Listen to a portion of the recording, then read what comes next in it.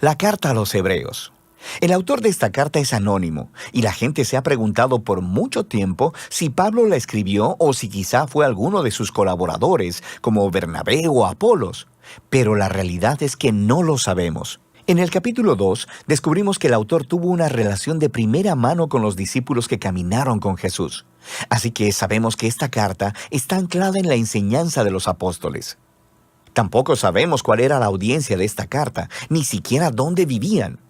El autor los conoce muy bien y asume que tiene profundo conocimiento de las escrituras del Antiguo Testamento, especialmente de la narrativa de los primeros 5 libros de la Biblia, la Torá, acerca de cómo la familia de Abraham se convirtió en la nación de Israel, de cómo Moisés lo siguió en su salida de la esclavitud en Egipto hasta el monte Sinaí, donde recibieron la Torá e hicieron un pacto con Dios, donde construyeron el tabernáculo que los sacerdotes utilizaban para ofrecer sacrificios, y también acerca de cómo vagaron por el desierto en su camino hacia la tierra prometida.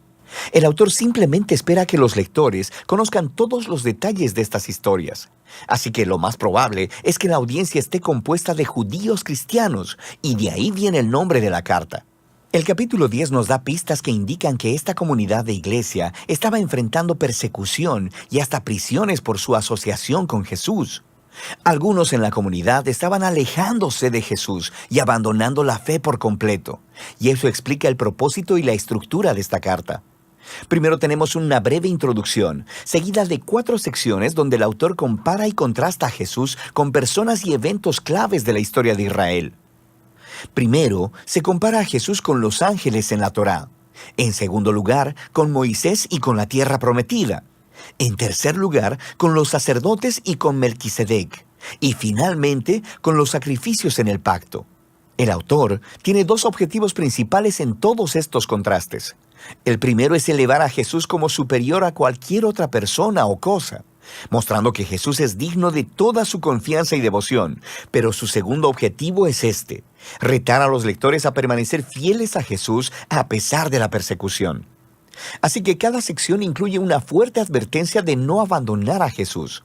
Ahora, profundicemos y veamos cómo se desarrolla todo esto. La elevación de Jesús comienza en la oración inicial de la introducción. Dios, que muchas veces y de varias maneras habló a nuestros antepasados en otras épocas por medio de los profetas, en estos días finales nos ha hablado por medio de su Hijo. De manera que el autor está diciendo que Jesús es superior a todas las otras maneras previas en las que Dios se reveló a Israel. Luego, hace la sorprendente declaración que Jesús es el resplandor de la gloria de Dios y la imagen exacta de la naturaleza de Dios. Estas metáforas hacen la identificación más cercana posible entre Jesús y Dios.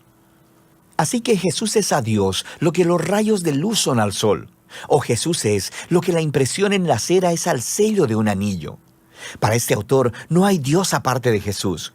Jesús es Dios hecho hombre como el Hijo, y esta elevada manera de ver a Jesús es la que se desarrolla a través del resto de la carta.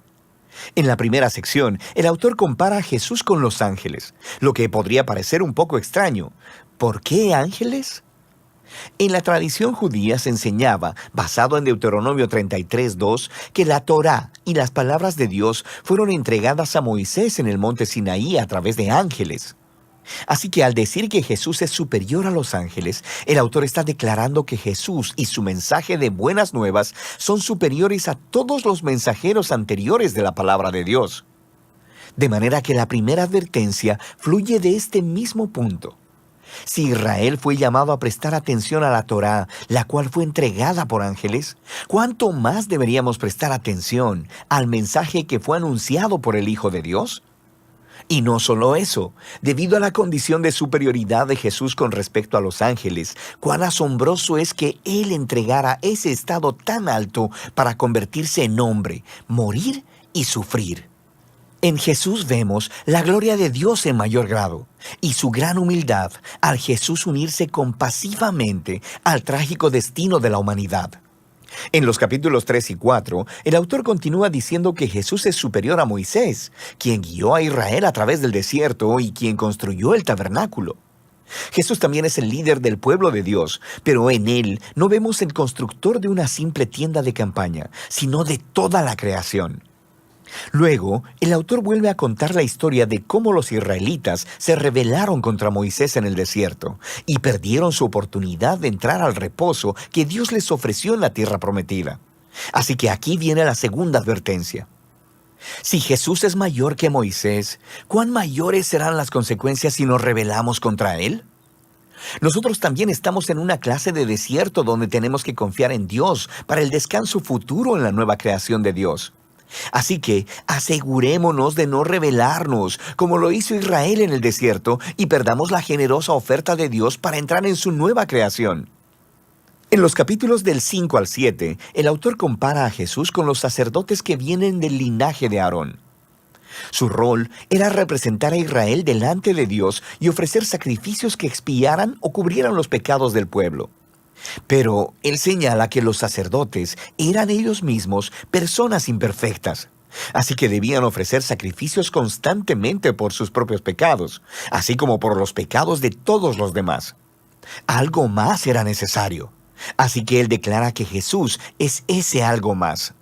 Jesús es el sacerdote definitivo, pero Jesús no vino del linaje de Aarón.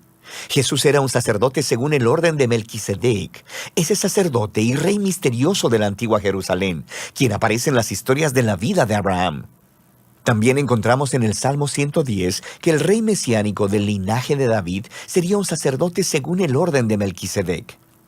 Así que el punto del autor es que Jesús es el rey sacerdote definitivo. Él es moralmente perfecto, está eternamente disponible para su pueblo. Así que Él es superior a cualquier otro mediador entre Dios y los seres humanos. Y entonces viene la advertencia de esta sección. Rechazar a Jesús es rechazar a tu mejor y única oportunidad de estar completamente reconciliado con Dios. Así que no hagas eso. Lo que nos lleva a la última comparación en los capítulos del 8 al 10. El autor nos muestra cómo la muerte de Jesús en la cruz fue el sacrificio definitivo, superior a todos los sacrificios de animales que se ofrecían en el templo. Esos sacrificios debían ser ofrecidos constantemente, tanto cada día como anualmente en el día de la expiación. Jesús ofreció su vida una vez y para siempre, y eso fue suficiente para cubrir los pecados de todo el mundo. Así que el autor advierte a la audiencia sobre alejarse de Jesús. Es como darle la espalda a la oferta generosa del perdón de Dios. ¿Por qué harías eso? Nos dice que el sacrificio de Jesús es permanente y es el fundamento del nuevo pacto del que hablaron los profetas, donde todos los pecados son perdonados. Así que ahora que el autor ha elevado a Jesús por medio de todos estos contrastes, esta sección final es un gran reto a seguir a Jesús. Piensa en el gran panorama. En Jesús han encontrado la palabra misma de Dios. En Jesús tienen esperanza para estar en la nueva creación.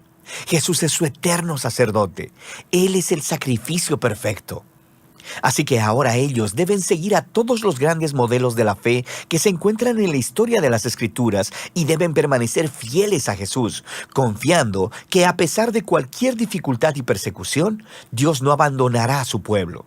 Ese es el flujo de pensamiento básico a través de la carta, la cual al final el autor dice que es una breve palabra de exhortación.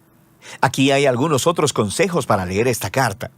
Cuando el autor cite de las Escrituras del Antiguo Testamento, lo cual sucede en casi todas las oraciones, detente y busca las referencias y lee la cita en su contexto original.